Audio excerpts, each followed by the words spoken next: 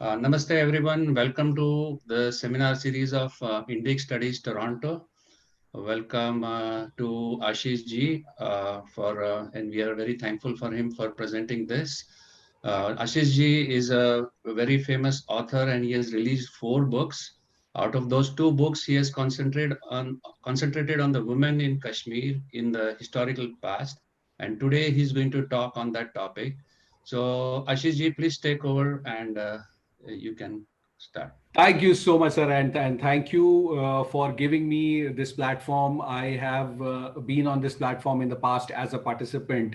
I've listened to various glorious people, so full of wisdom, and it is indeed a matter of great pride for me to be discussing an issue that not only is very close to my heart.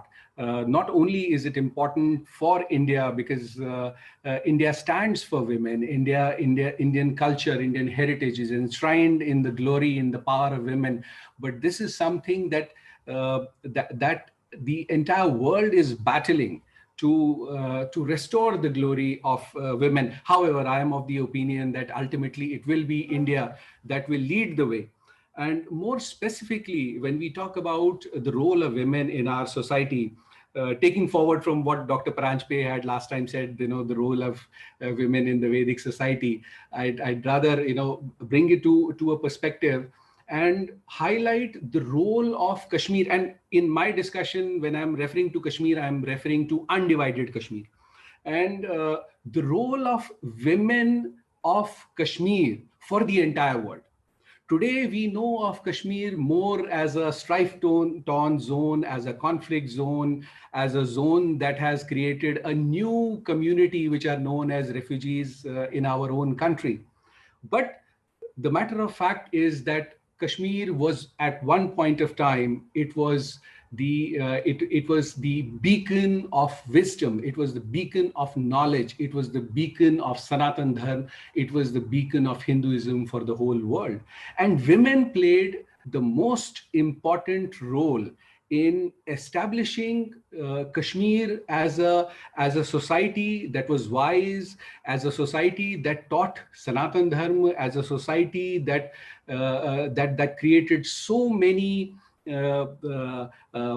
inventions, discoveries, and so many great achievements were gifts to the world by the women of Kashmir. Now, there's a project that I'm working on, which is called Sri Desh. Sri Desh is the story of 13 forgotten women of Kashmir. And out of all these 13 women have had, very expansive lives. And among these 13 women, my third book, which was Dida, the Warrior Queen of Kashmir, was recently released by Mr. Amitabh Bachchan here in Bombay. It on the first day, it went on to become a global bestseller. Uh, 10th century is very important from many perspectives. Now, there's not much time to be discussing all these 13 women, but I'll briefly try to take you through this journey of Sri Desh and the women by the time we come to the 10th century, starting from Queen Yashovati, which is the first queen in the world. Now, when I say the queen in the world, I do not mean a consort. I do not mean an arm candy. I mean it was the first time in the world that a woman was anointed as an administrator of a geographical region in the world. There is no proof of anybody beyond that, and we are talking about roughly 5,000 years, just after the time that Mahabharat war had ended. And in Kashmir, if you're familiar with Kashmir, if anybody has ever visited Kashmir, the airport, the new airport where the new airport today is in the valley, it used to be called as Damodar Wooder. Wooder in Kashmir means a plateau, meadow. Raja Damodar was among the greatest kings of his time. And he was so great that even Bhagwan Krishna and Balram had to come and kill him. And Krishna Bhagwan had to use his Sudarshan Chakra. And these are documented parts in our history that have been abandoned in a manner of speaking. Some has been distorted, some is not available. It took me 6 years to get to where I am today. And imagine now, Kashmir is really also important from a point that it creates an opportunity for the world to know that the great people, the characters of Mahabharata that we know, have really existed outside the battle of Mahabharata, and the history of Kashmir endorses that Krishna Bhagwan and Balram had visited Kashmir so many times, and they had to come and visit because Kashmir and Mathura were usually at war, and eventually Damodar had to be killed by Bhagwan Krishna himself. That should tell you the glory of the bag. And during that time, his wife, which was Yashovati, she was pregnant. And the question was that now who will become the king? There is nobody alive because all the blood relatives had died in the war.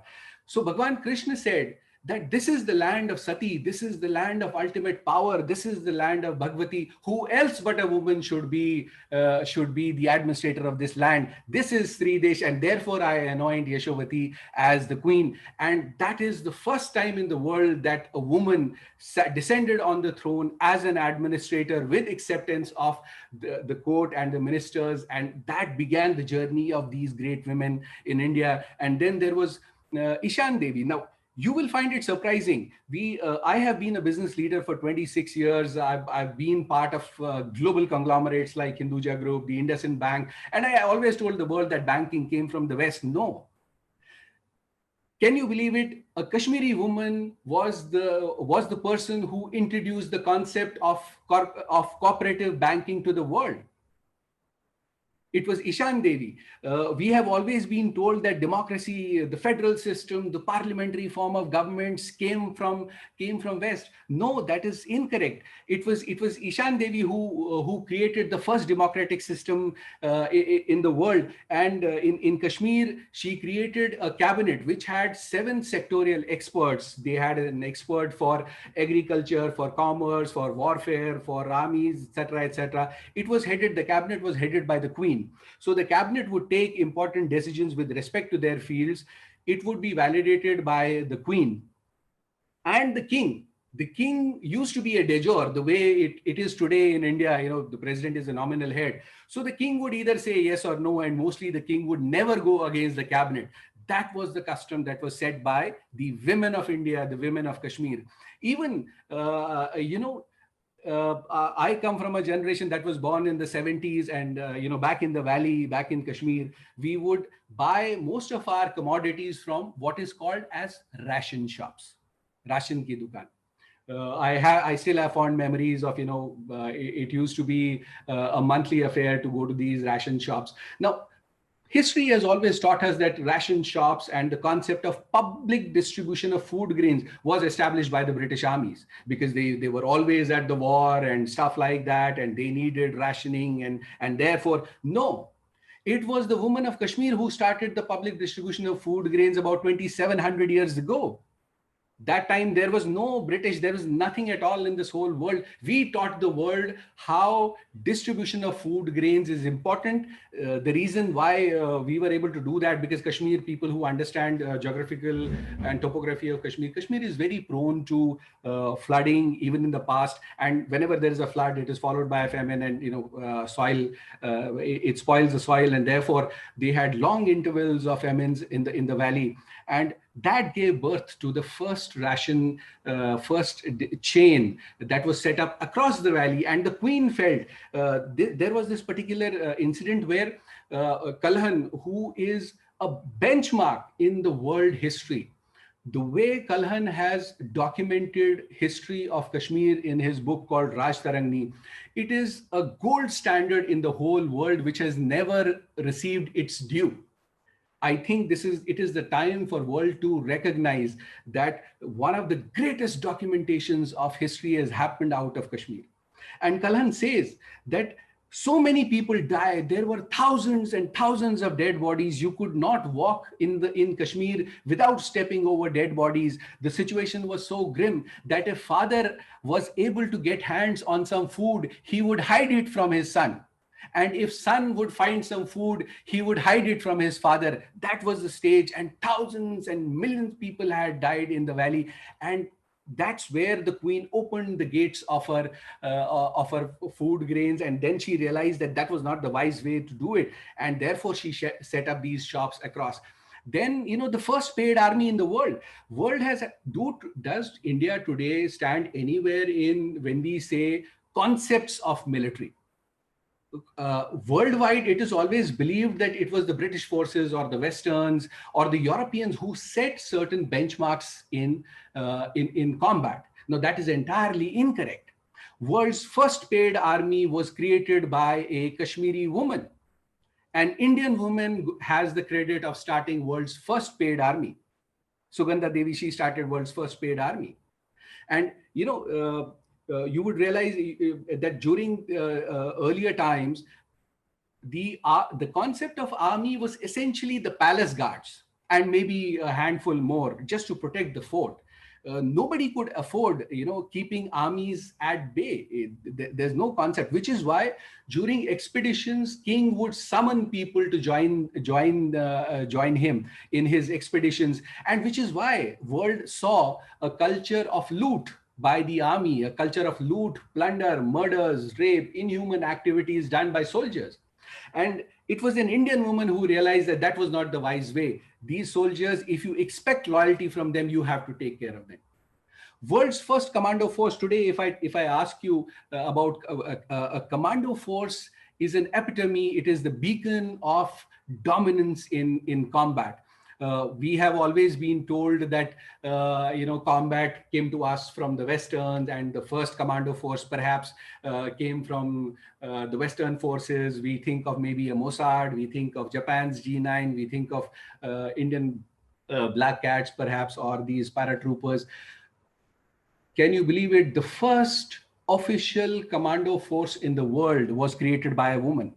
An Indian woman, a woman from Kashmir. The world's first commando force was created 1100 years ago, when world did not even know how to pronounce commandos.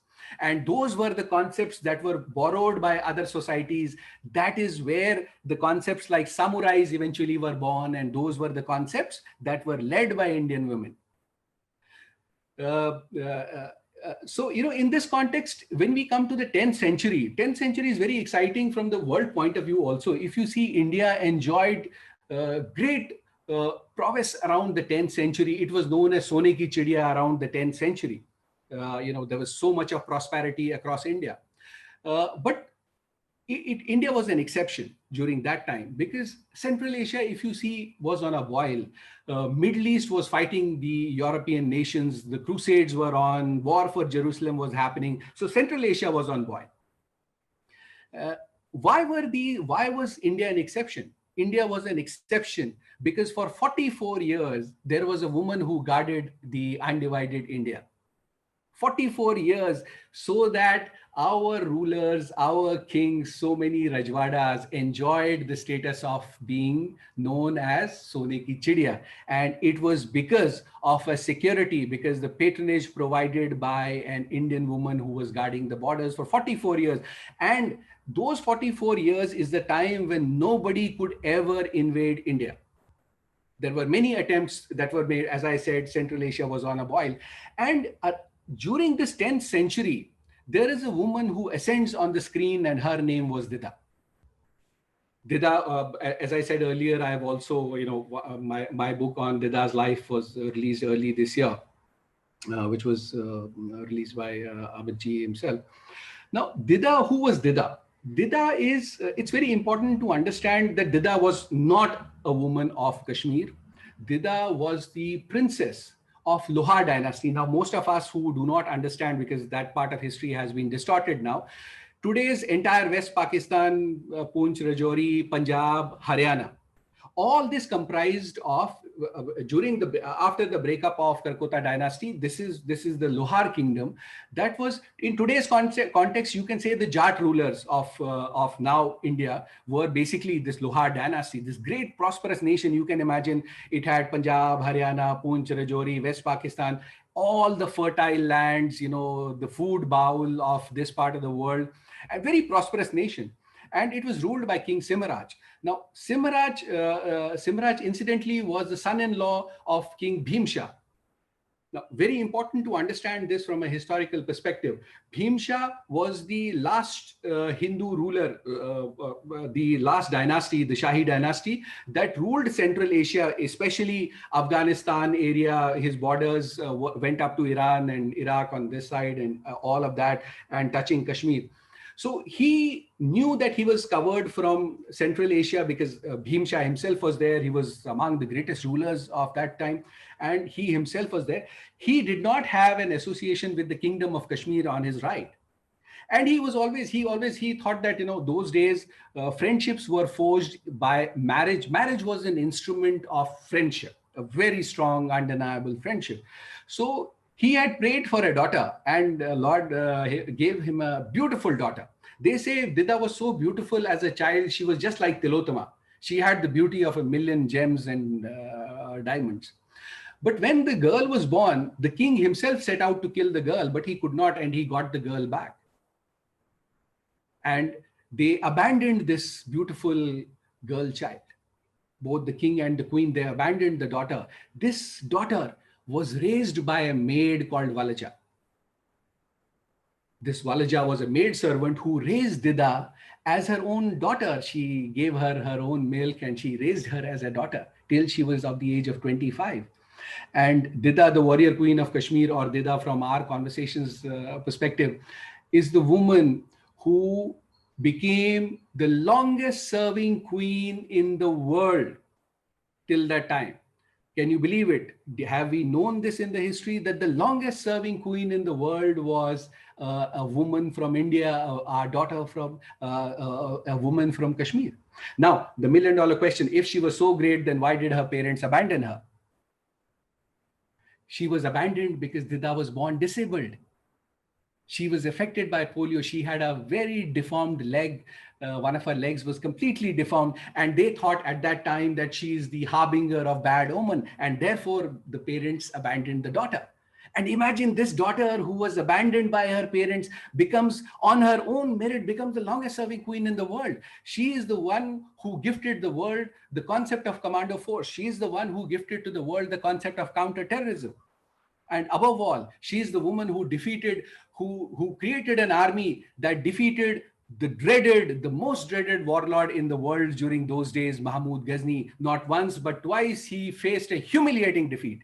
And we all know in history, that part we have been told, that when Ghazni attacked India, after that, India could never regain that status of Sone ki Chidiya. After Ghazni's attack, after Islam was dominated, he opened the gates of Islam's dominance in India. India could never recover from that onslaught of Ghazni, and it kept on being ravished. And even now we are in a state of turmoil, given the incidents that happened nearly 1,000 years ago.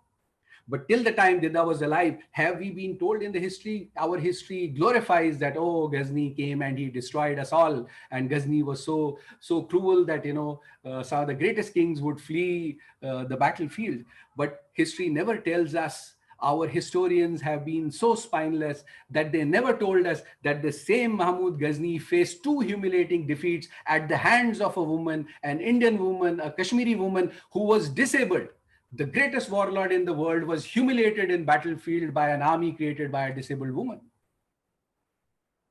So Dida, when she was 25 years old, and practically it was a hopeless case. And those days, princesses would get married quite early, and 25, even by modern standards, is an age where you are expected to have been married, especially the woman. And nobody wanted to marry. Who would want to marry a disabled girl? And this girl is growing up in an environment where she's being ridiculed. Everybody says, Langdi Rani, Langdi Ladki, Langdi Ladki. She has all her life just heard these tanas that you are a Langdi, you are an Apshagun. You should not have been alive. Why were you even born? And she does not even bother. She's been thinking that, why am I not receiving my father's love? Why am I not receiving my mother's love? And she makes an observation that my father and my parents are very happy when they're surrounded by the army commanders. And perhaps I should become a warrior. I should become a soldier. At least I will get my father's love. I will get my mother's love. Thus begins the journey of this small girl who can't even walk properly to learn combat. But nobody, because she was abandoned, She was under a decree and nobody taught her.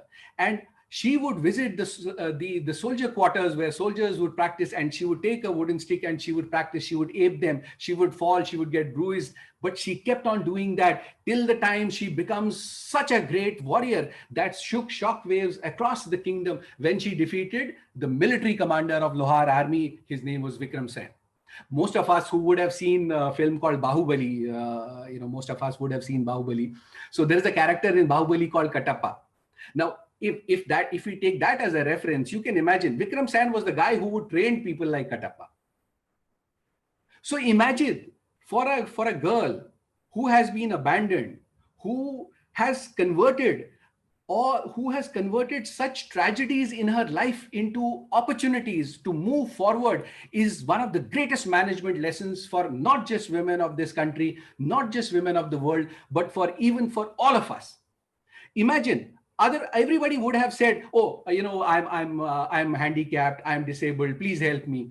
In Dida's life, the first lesson is she moves forward. She saw that, I had an issue at hand, and how she found a solution.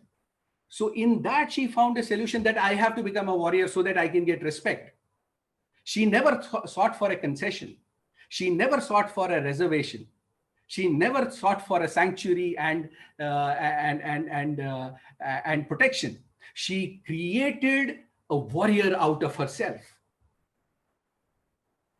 And eventually, as luck would have it, by then in Kashmir, there was a change in dynasty. The King Sangram Dev was there, and he was a very debauched king, a very cruel king in Kashmir. He had brought Kashmir to the brink of disaster. And Parvgupt was one of the ministers, and he led a mutiny, and King Sangram Dev was removed. He was killed, and new dynasty took over in Kashmir, and his son, Parvgupt's son, was King Shemgupt. And King Shemgupt also in history was not great. Kings in Kashmir, somehow they haven't had the ability to really rule from the front, but it has always been the women. So King Shemgupt saw Dida while he was hunting, and he was so enamored, he was so mesmerized by her beauty that he immediately wanted to marry her. He came back, he sent a prastav to King Simharaj that I want to marry your daughter. And Lohar was in a tizzy that, nobody, while Dida was handicapped, but why would anybody want to marry a king, a good for nothing king like Shemgupt? And above all, there was a question, does Shemgupt know that Dida is handicapped? Shemgupt did not know. So they invited Shemgupt over, and they in Lohar they had a concept of palace games. It is quite unheard of in this part of the world. We always have been shown films by Hollywood where all the great things, all the positive things, all innovations are somehow done by the West, and we have been idiots of the lowest order, to say the least. And in those palace games, for the first time, Shemgupt sees Dida, and he's shocked to know that he's not shocked to know that Dida is handicapped.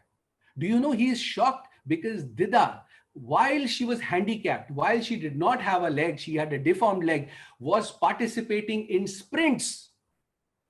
Can you believe it? Today, Paralympics is such a great, iconic thing in the world. What would somebody who has a disability in the leg do? Perhaps play chess. But this is a peep into the minds of one of the mightiest icons the world has ever seen. The woman who is challenged by a leg challenges herself, challenges the dominance, and she runs. She participates in those runs. Of course, sometimes she was assisted, but see the spirit. The question was she handicapped? No. It tells us the second lesson.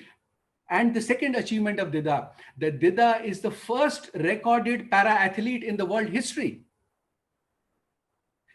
A woman from India, a woman from Kashmir, the Queen of Kashmir, was the first Paralympian in the whole world, documented Paralympian. The issue with there was another issue with Shemgupt. He was a very debauched. He had an amazing harem. That's what history tells us. And he was already married, but his first official queen was not able to give him male child. So he had always this, that, what happens to my kingdom after I'm gone. And Dida got pregnant, and Dida delivered a baby boy. And Shemgupt was, and this coincided with Dida's interference in Kashmir. By then, they already had married after that whole event. And it was for the first time that people of Kashmir saw prosperity. If you go back in history and if you evaluate, Kashmir has always been on the boil. Civil wars, Kashmir was known for its civil war. That part of history people do not know. Kashmir had a very turbulent past. And it was during the time when Dida descended on the scene in Kashmir. She realized that people were unhappy. She realized that corruption was rampant. She realized that justice was a property. Justice was subservient to high and mighty. She realized that the armies had their allegiance towards damars. Damars is today's jagirdars, and it was not the king who controlled the army, it was the jagirdars. Now remember, I was telling you that the first paid army, and this is the reason why civil wars begin, because the armies could be afforded by the jagirdars of Kashmir, not the king. So Dida intervened despite everybody else's dislike. Nobody wanted a lame girl. Everybody would say, ये लंगड़ी लड़की को कहाँ से ले आया, लंगड़ी रानी है हमारे, अपशगुन हो रहा है हमारे देश में. But Dida saw that there was for her also that, if she had learned wisdom, Kashmir was an ideal playground. Kashmir was an ideal test market for her. And she created justice. She created a transparent justice system in the valley for the first time. She created new trade routes. She created trade facilitation centers, especially with Lohar and the Silk Route, and with the greater India with Gujarat. So trade prospered, people got instant justice, corruption was removed. For the first time in the history of Kashmir, we see a scenario that people are praising the administration. So for the first time, when Abhimanyu, the Dida's son, was born, king realized for the first time that, I'm so lucky that my wife is better than me. And in the history, this is the first example that a king gladly accepts to be known by the first name of his wife. So Shemgupt was known in history during his lifetime as Didak Shemgupta. Dida and Shemgupta, Didak Shemgupta. And he issued coins. I have one of them.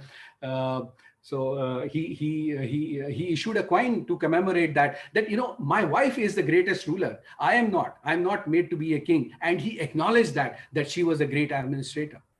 Somehow they say, there was a saying in Dida's time that, nothing can ever be well. And because of his habit of hunting, he was attacked by a lion, and Shemgupt died just after, during the time that, Abhimanyu was just about 8 years. So within his 9th year of marriage, Shemgupt died. Now, this brings to the third part of Dida's life. And when, in any case, they were not very happy with her. Falgun was among the greatest prime ministers that Kashmir had. And Falgun came from a family of people who provided prime ministers to the kingdom. And Falgun was an amazingly brave, intelligent guy. He only had one defect: his greed did him in. He was always wanting to be the king of Kashmir. And in Shemgupt, he saw an ideal opportunity, because he knew Shemgupt is a debauched king. He has no future. He's not going to survive for long. And most of the civil wars in Kashmir was a creation of this prime minister.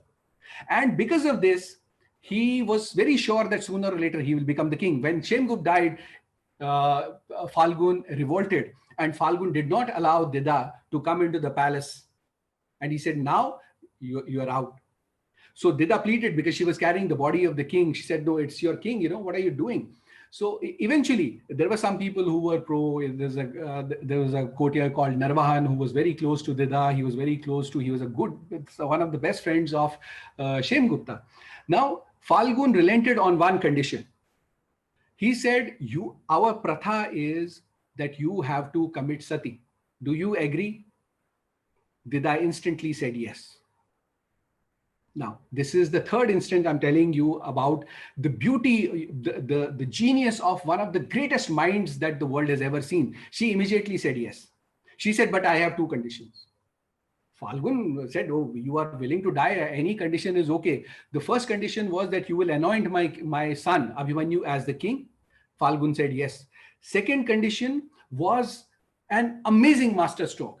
She said, we will follow a sequence. The elder queen will go first. Now, some of you may think that, what was the big deal? She eventually agreed to die. No, it was a master stroke. Do you know who the elder queen was? Elder queen was the prime minister's sole daughter, only daughter. So Dida was very sure that Falgun may be so bad, he may be the worst human being, but कोई बाप इतना बुरा नहीं हो सकता कि वो अपनी बेटी को अपनी आंखों के सामने मरने दे. So she agreed. She said that these are the two conditions. She was hoping that Falgun would say no. And that could have been an opportunity for her to revolt against Falgun. But she wanted to give an opportunity. But she was surprised that Falgun said yes. But still, she said that, no, maybe until tomorrow he will, because Dida knew that she was the only child. But in the morning, Chita Saji or these two women were decked up to commit sati. And this is an interesting part in history. So Kashmir also tells you about the existence of sati in India, not for the reasons that women were handicapped, no, or women were persecuted, no. There were many historical reasons. That is not the debate for today, but a custom existed, and it is the history of Kashmir. The oldest ever document that you will find is the history of Kashmir that will tell you about the incident of sati, and Dida was a part of it. So Dida was very sure that it will all be dismissed, and Chandralekha, who was the daughter, she knew that my father is never going to, I am my father's only child, how will my father allow me to die? While she is walking towards the sati, towards the chitta, she's calm. She knows my father will just make a gesture and it will all be over.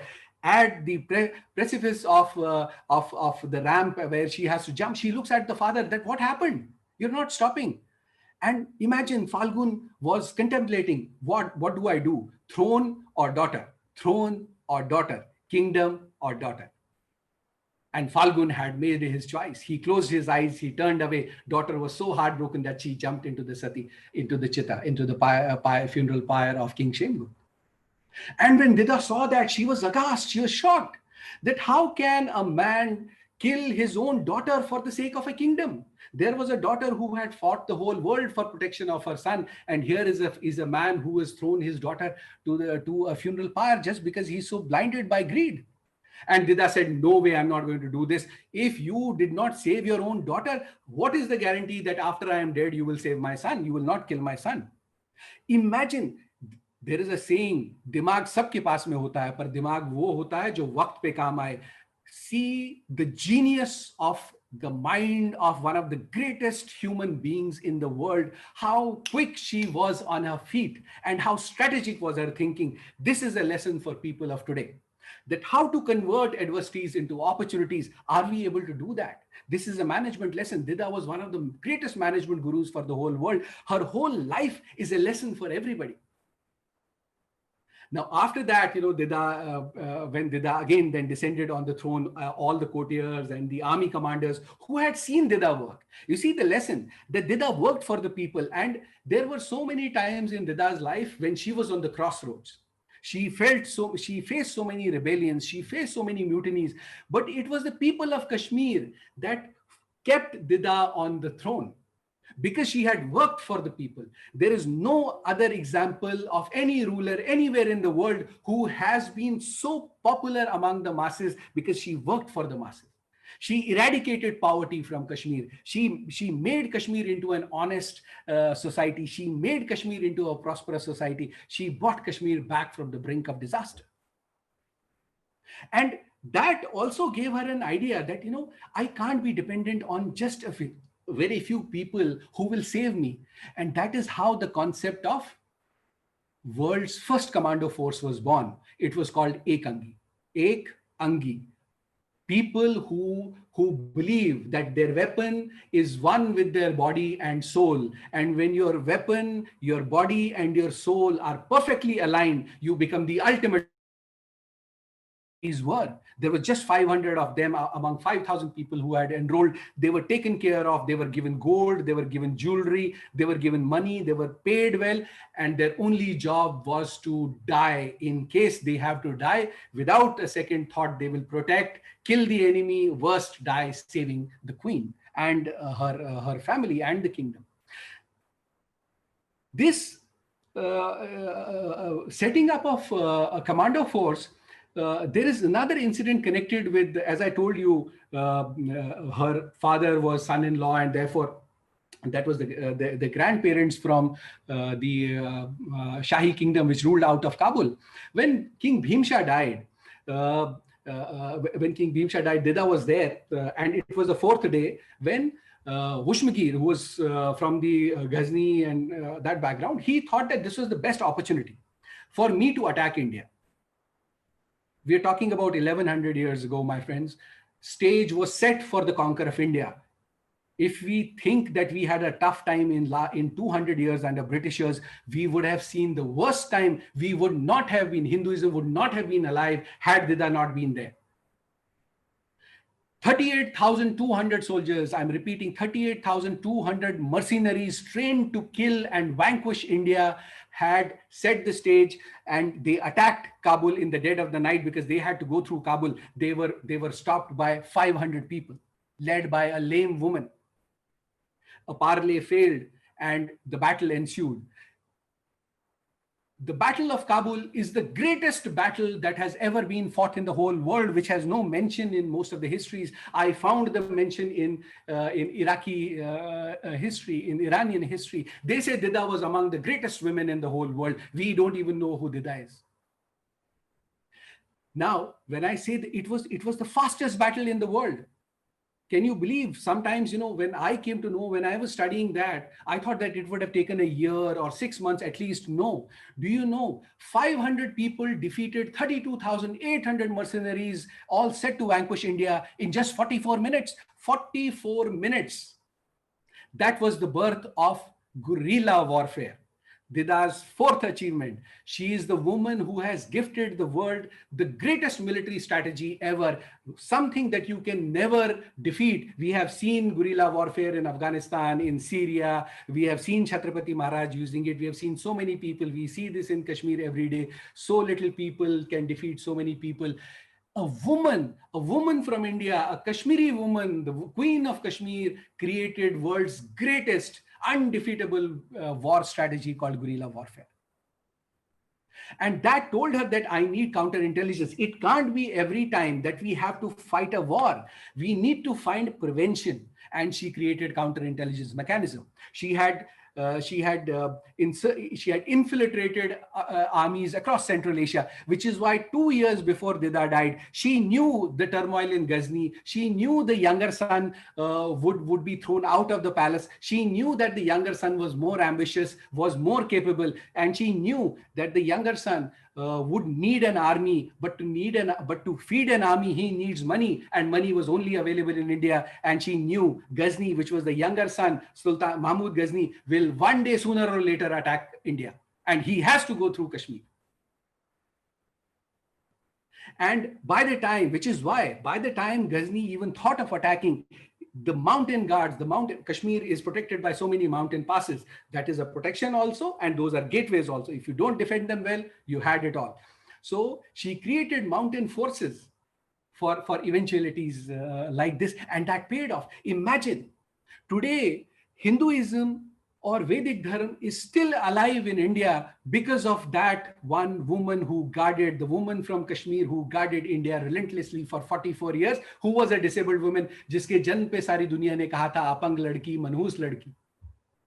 आज जिंदा अगर हैं, उस लड़की के योगदान की वजह से हम लोग आज जिंदा हैं. आज सनातन धर्म आज यहाँ पे अभी भी हम कहते हैं मानवता जिंदा अगर है दुनिया में कहीं तो हिंदुस्तान में है. It is because of that one woman who went in the history without any glory. Eventually, because the historians that came afterwards, they wrote doctored history. They wrote history for the victors. They included our persecutors, they included the Mughals, they included the Britishers, and then they also included the other regimes who were sort of seculars. So This also brings me to another interesting incident. That Kashmir has only been peaceful during Dida's time. Very interesting fact. And by the time Dida died, she was quite old when she died, about 88, and so many wars. She never lost a war in her whole life. We've made heroes out of people who fought for a throne. We have made heroes out of people who were fighting for their own personal needs.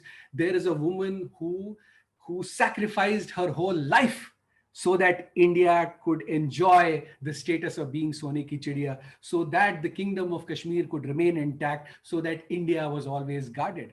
And by the time she was 88, she had no blood relative alive.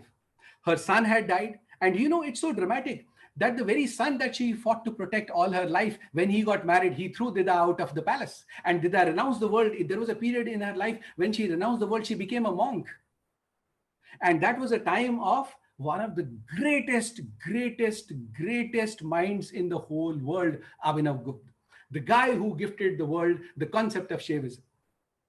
Today, there is Kashmir Shaivism is a beacon of Lord Shiva in the whole world. That was because of Abhinav Gupta. Abhinav Gupta and Dida have had a past together. And there's no time to get into that. But when Dida renounced the whole world, it was just a tragedy that for some reason Abhimanyu died quite young. His sons also died quite young, and Dida had no blood relative alive. By the time Dida knew that it was time for her to go, this is also a management lesson. No Indian kingdom has had a peaceful transition. Dida set an example.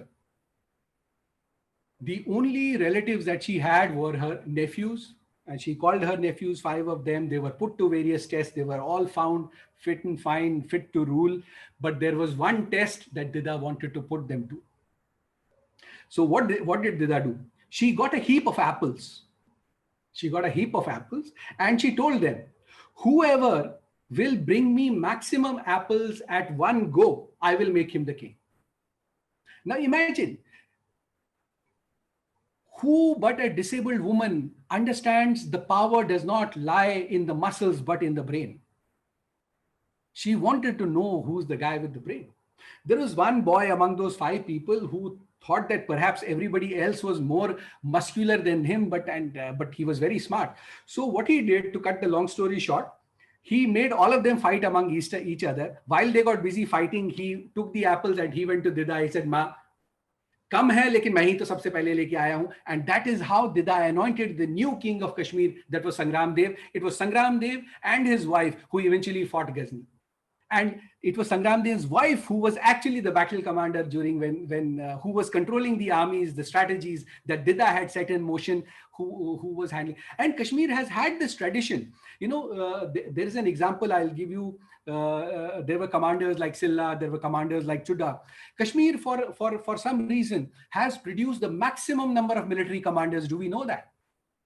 And Kashmir is the only civilization where a father would have not taken his son to a battlefield, but if he has been a soldier, he has always taken his daughter to a battlefield.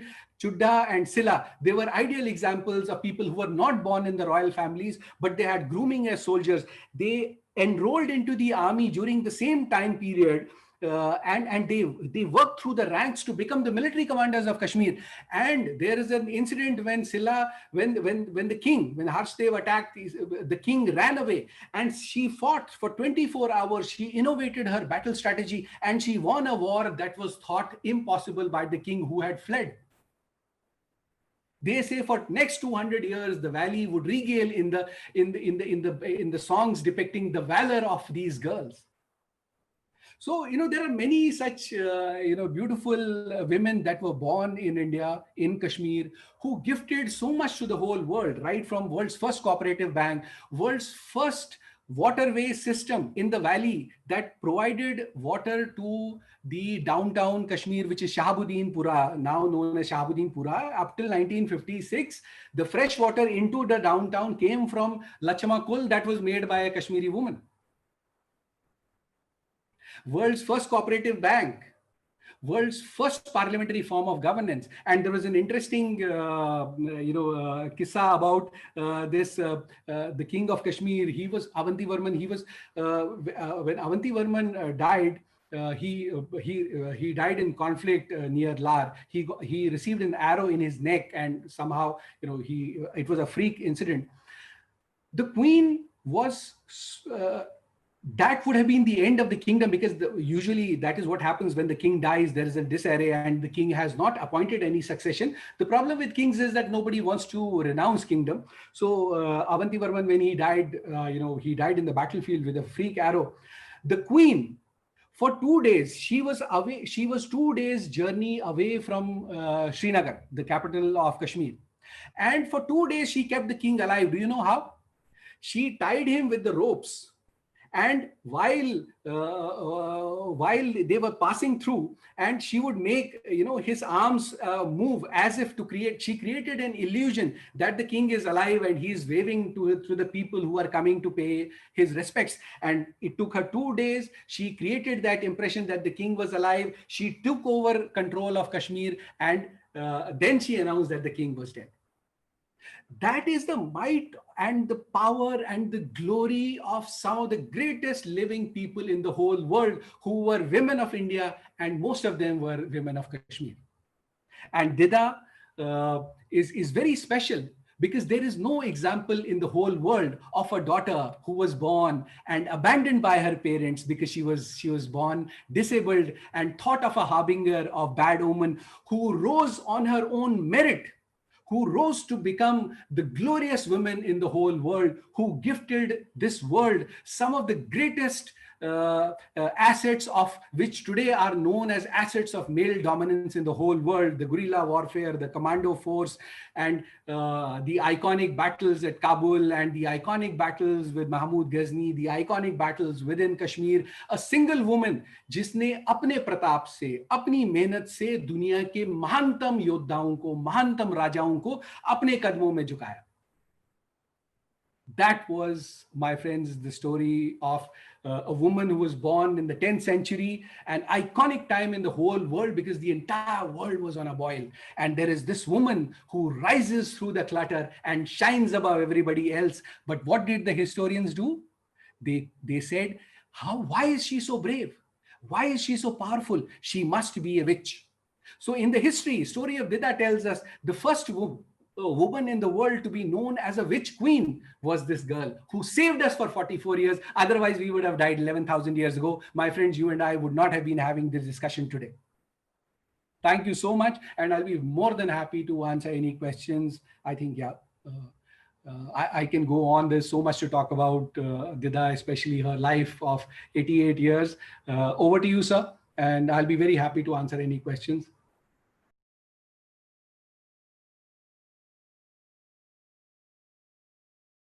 Thank you for the enthusiastic presentation. Talk was very, very enjoyable. Kashmir is now a majority Muslim area now. I mean, in your opinion, can you comment about what is wrong with Hinduism? Why is it not able to maintain its ground there? And why is it losing ground like that? Can you comment about that? What's wrong with it?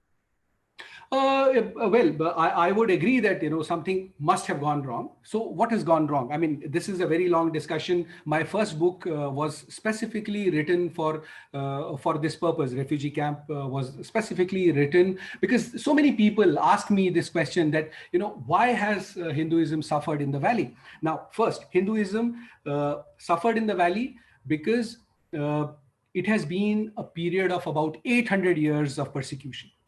Hinduism suffered in the valley because when you think of Kashmir Valley from today's perspective, which is where you entirely go wrong. Kashmir was not meant for a tourist place. Kashmir was not meant as an economic place. Kashmir was created as a place of salvation. Kashmir was created as a place for spiritual, for learning. And the people in Kashmir, predominantly, let's say, I'm not saying they were Hindus, I'm saying they were Sanatan Dharmis, they were people who followed the Vedic culture. And today we say that they were all Hindus, but they were basically temple keepers. They were knowledge keepers. Their job was to offer knowledge to the whole world, which is where Sharda Vidyapeeth was important. Do you know Sharda Vidyapeeth is the first and the oldest university educational institution in the world that gave degrees, diplomas, held workshops, seminars 5,700 years ago.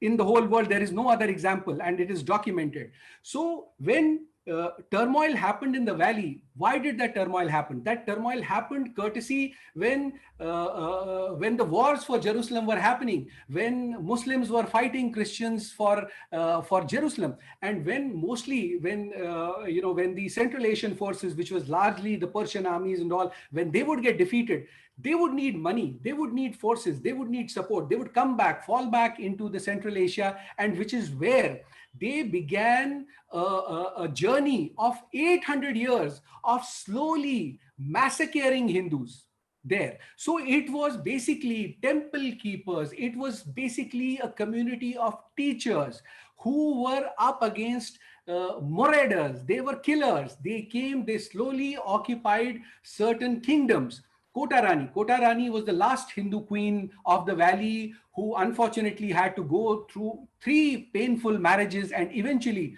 she was killed by Shahmir, and Shahmir started the Islamic dynasty in the valley. So, and then when Afghans began to rule, it was you see, the history has it that the peak of Afghan rule in Kashmir, 37 kilograms of Genio. I do not know if you know what Genio is. Genio is a thread, like, you know, I'm wearing one. This must not be more than 1 or 2 grams, perhaps less than that. 37 kgs. Now, those were the people who were killed by armies. They were hapless people. They were not warriors. If they had a chance to fight a war, they would have given them a bloody nose. But by the way things were happening, it was a conspiracy that unfolded, an Islamic conspiracy that unfolded in the valley, and Hindus could not get better of them. And eventually, by the time it came to the turn of the 14th century, it was all over for Hindus in the valley. And there was still hope. Where did Hindus lost the plot? Hindus lost the plot in 1947. 1947 is the biggest blunder that happened with the Hindus, which was led by a lot of politicians. And by the time the numbers had dwindled, so, we had fallen less than 1.5% of the entire population. And then there were laws. You see, nowhere in the world have you ever known state-sponsored ethnic cleansing? No, there is no. We talk of persecution of the Jews, but they have faced persecution for how many years? 3 decades. Kashmiri Hindus have faced persecution for 800 years. There is no example. Charles Darwin's theory fails for 800 years of persecution. By the time India was independent, 1956 was a watershed year in the history of Kashmir, when the land grab, I call it the Land Grab Act, it was the Land Reforms Act, where officially, it is shocking, it is travesty of international justice that a Land Reforms Act was introduced in Kashmir, which mandated that the land of Hindus be taken over officially and given to Muslims. Have you ever heard this? This was done officially. The orchards in the valley, which was controlled by Muslims, were kept outside this law. There was very little provision that was kept for Hindus to own land, and anything outside that provision, it was only 500 rupees, just 500 rupees, which is how much? Just about $3-4. That is all it could take officially to loot Hindu land in the valley. It was done officially in the greatest democracy in the whole world, which is called India. It happened under this constitution, under Article 370. Have you ever heard in India? India is the only example where the state competent authority was introduced in Kashmir Valley. Do you know what state competent authority did? It was the body that administered admissions in professional colleges. So the admission to a professional college was not based on merit. That's the second travesty of the Constitution of India, that it allowed a travesty like professional admissions to Hindus being denied. So when the merit list would come for engineering, for medicine, 1 to 99 would be non-Hindus. So they took our lands officially. They denied us opportunities to learn. So what did people like us do? We had to go out of the valley to study. Then the third was the government jobs. There were no government jobs available for Hindus. Any Hindu who would retire, his position was never filled by another Hindu. And eventually, we still did not leave. What is noteworthy here, sir? The noteworthy point here is 800 years of persecution. We have been killed, slaughtered. Our religion was altered. Unhuman things were introduced. We are Brahmins of the highest order. We were forced to eat meat, and that became a norm in Kashmiri Pandit community. We are the only community in the world, only Brahmins who eat meat on Shivratri. It is because the Afghans forced us. The choice was either you eat meat on Shivratri or you get killed. So my forefathers would have thought, let us live for one more day. We will see what happens tomorrow. They adopted those cultures. There was a system. There were 13 diktats which banned Hindus from crying if you had a death in the family. You could not cry if you had a death in the family. It attracted capital punishment. You could not go out of the home. If you went out of the home, a Muslim could jump onto your shoulders, and a Hindu had to carry him by decree wherever he wants. Denial would mean capital punishment. I can go on. I mean, I've spent most of my life on that, on the history that unfortunately, we even do not know. But this is the time that the fact is, are we cowards? No. We were one of the greatest communities in the whole world who were done only because we believed in the concept of peace. Unfortunately, maybe in the hindsight, it's very easy for me to say that along with the tilak, my forefathers should have taught us how to use talwar also. But, that's in the hindsight. Our forefathers were peace-loving people. They thought, let's live one more day. This is our land. These are our people. Where do we have to go? For 800 years, nobody understands. We did not leave despite being killed, despite being plundered, looted. But what would have imagined? Do you realize the persecution that would have happened in the intervening months of 89, 90? How we were killed on the broad daylights. I have lost a part of my family, my friend.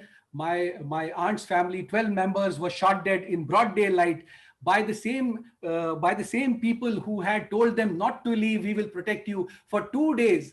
Those dead bodies laid in the compound, the same neighbors who had vowed to protect my family did not come even touch the bodies. So we have braved it all. It's very easy to call us cowards. That's all right. I don't care about that. But if we are cowards, we were rendered as cowards by the very constitution that we laid our lives to protect. I hope I answered your question. Vidyadhar-ji, please go ahead. Ashishji, namaskar. Thank you so much for such an eye-opening. And whenever I read Didda, I get goosebumps. There is a very intriguing character in Didda's life.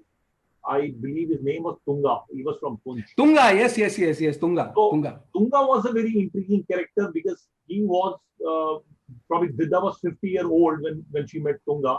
And he eventually rose to become the prime minister and stayed with her till she died at the age of 79. So there are like conflicting stories that, she had a motherly and son-like relationship with Tunga, or there was another story which said Tunga was more of a lover to her. So you have done such a, study and, research about it. What is yes, I think it's a valid question, and we need to, unfortunately, let me tell you, it pains when my own people and people from Kashmir, thank you for raising this question. I must really thank you. I mean, this is very important. You see, as I said, Didda was an unwanted person, a person non grata. Nobody wanted Didda. They felt that she was upshoguni. She had no business to be there. And a woman who is disabled is a disaster. We are never going to bow down to a woman who is disabled, especially to a woman we'll never do. Now, because Didda had proved her mettle, she proved beyond reasonable doubt that in that male-dominated society, if there was a real man, it was that disabled woman. So what happened was people began fabricating stories. Now, you know, when we talk about Tunga, there was not only Tunga, there was one more guy. His name was Ganju. Ganju is also a caste now in Kashmiris, but Ganju basically is not a caste. Ganju's 1100 years ago, Ganju was a concept of the, jaise today there are, you know, Havaldars, there are SHOs. So Ganju was a caretaker of a Ganj, of an area, of a mohalla. They were called Ganj keepers. Ganj like keepers. we have Maharaj Ganj and we have some other places in Srinagar. Huh? We have places like Maharaj Ganj. So, you know, Ganj was basically a geographical area, and the person responsible for administering peace was, eventually they came to be known as Ganjus. Unko Ganjus bolte the. Anyway, so there was that one more. So Tunga and people like her. So, you know, people, they don't, I have read this, many historians have asked me this. Now, Tunga, for example, Tunga was the youngest among 5 brothers who were basically shepherds. Basically, that was, you know, they were counterintelligence. That was a counterintelligence mechanism. They were, of course, they were shepherds, but they were messengers. Tunga saved Dida while she was caught in an ambush and nearly got herself killed. The only time that she was hapless because she got caught under the planquin, uske niche wo phas gayi, and had Tunga not been there, Dida would have died. So Tunga single-handedly saved Dida, and she was obliged to him because she saved the queen. For a queen, you know, there was an army to be protected her, but there was a single man who, unfortunately, that time it was Tunga who saved her. And Tunga, over a period of time, proved his capability. He became the prime minister much later. He became the commander-in-chief of Kashmir armies first. Now, Dida genuinely had a soft corner for Tunga, and Tunga, had circumstances been different, possibly, I do not know whether they had a future together, but what is the point? The point is, do you think a woman as courageous, as brave, as arrogant, as determined as Dida would have cared a damn when she did not care about anybody in her whole lifetime? She would have bothered about what people will say about her and Tunga. Eventually, what happened, you know, after Dida was gone, people wanted to rob the poor girl of her glory. So they made those allegations. They are completely unsubstantiated. Now, if it was a male, if it was a man, we would have said, oh, see, you know, what a great man he is. How much is he doing? He is doing Samdand Bed. Why is he doing that? The poor fellow is determined to save his kingdom. Because there was a woman and she did what a male otherwise would have done, she was called characterless. This is a fallacy this is a travesty of our historians, that they just wanted to rub down a woman because they did not want to accept her glory. So that was the story of Tunga. But Tunga, and eventually she realized that Tunga's life was under threat. She sent him to Lohar for a long period of time to help her brother. Do you think a woman who never cared about whose whole world was scared of, there, जैसे हम आज की तारीख में कहते हैं इंदिरा गांधी के cabinet में there was only one man and that was Indira Gandhi. Dida के टाइम में there was only one man, that was Dida. What stopped Dida from having an affair with Tunga? She was an independent woman. Nobody understands that. But these were stories that were factured, that, oh, she was characterless woman because she did this. Oh, she was fond of them. If it is a male who does it, we would say, wow, what it becomes for him, it's a medal. But because it was done by a woman, it was sadly, you know, she was painted like that. But that is not true. That is what my research tells me. That is not correct. Ashish ji, you mentioned Kota Rani. So can you briefly mention the 13 important women? Yes, 13 women, you know, we start with Yashomati, then we have Ishan Devi, we have Vak Pushta, we have Amrit Prabha. Amrit Prabha, interesting character. Amrit Prabha was the princess of Kamrup, and Meghwahan was the king of Kashmir who was in exile. He had lost a battle. He was in exile. He was in Afghanistan. They met there, and in Swayamvar, in Kamrup, there was a Swayamvar where Pratibha, she married the prince of Meghwahan, was a prince that time, but in exile. And she inspired him that, what are you doing in exile? Go, it is your motherland. If you don't fight, who will fight? I will come with you. And they both came, and he was so lucky that because this woman was with him, that he won Kashmir. And it was this Amrit Prabha who started, for the first time in the history of Kashmir, she issued a doctrine that no animals will be killed.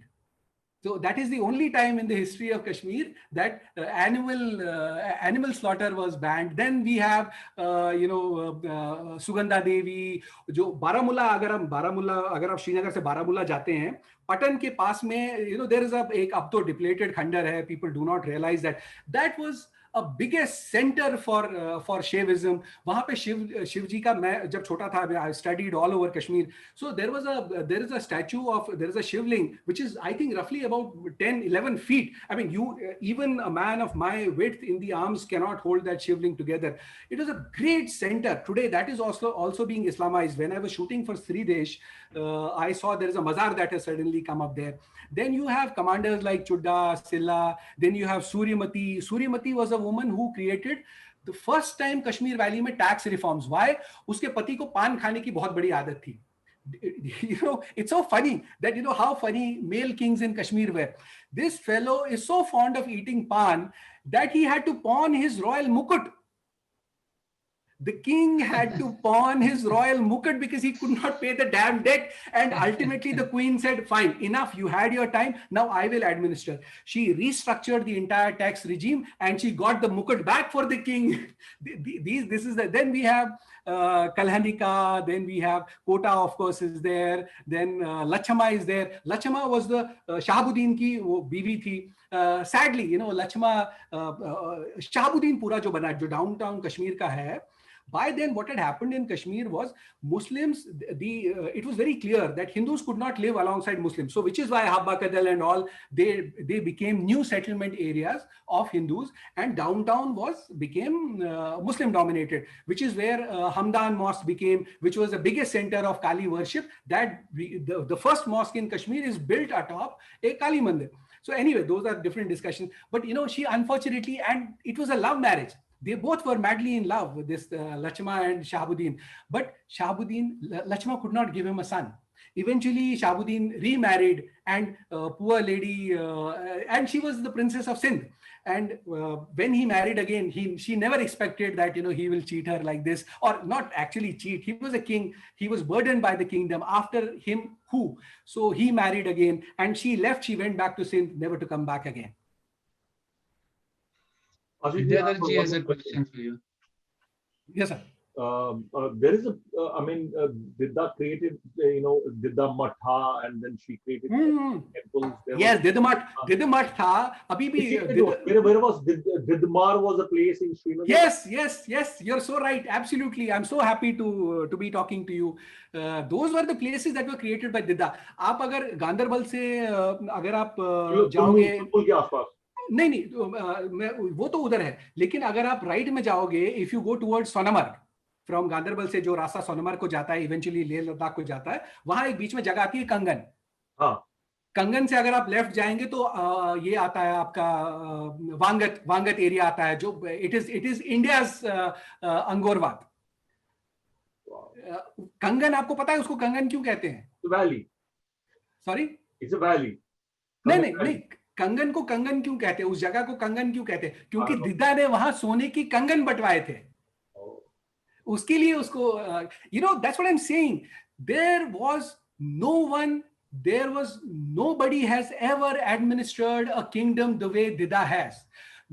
जिस kingdom में खाने को पैसा नहीं था, उस kingdom में दिद्दा ने सोने के आभूषण अपनी जनता में बंटवाए. उसने आर्मी को पैसा देना शुरू किया, और उसने ट्रेड को इतना मजबूत किया कि एक किंगडम जो बर्बादी के कगार पे था, it became a prosperous nation that time.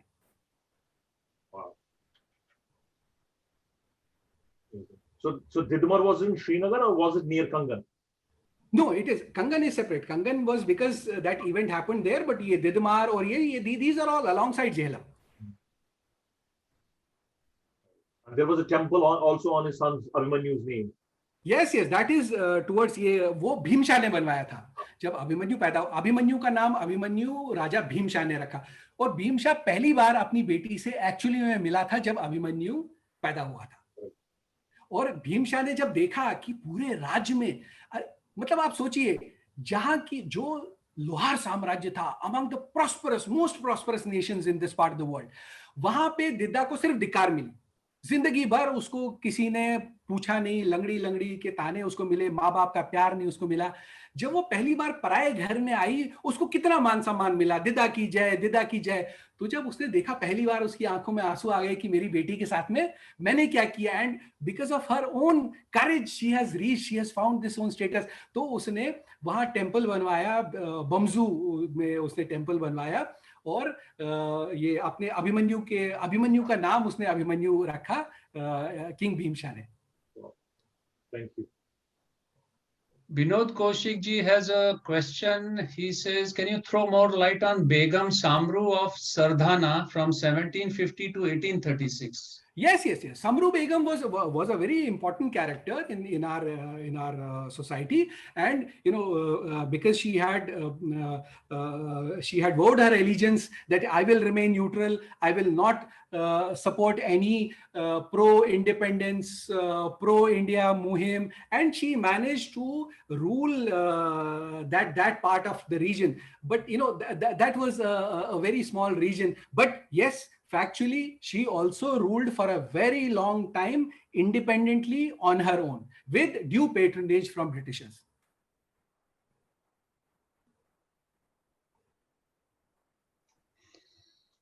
Seems like there's no more questions so far, but we have got a very interesting perspective of Kashmiri, and especially Kashmiri women in the history, which has been ignored. And I personally have never learned in the history books in the school or colleges about this so interesting part of our, and so important part of our history. So I'm looking forward to reading all your books as soon as the lockdown opens up and I visit Bharat. Dida is available online. You can order it to the comfort of your homes. And I can also take this opportunity. I saw this question. The Hindi version of Dida is being, it was delayed because of the pandemic, but I think by December or by January, the Hindi edition will be launched by India's largest publisher, which is Prabhat Prakashan. And there is one interesting part. There was a lesson, an important political lesson to be learned by the current governments in India from Dida. I'll just take 1 minute.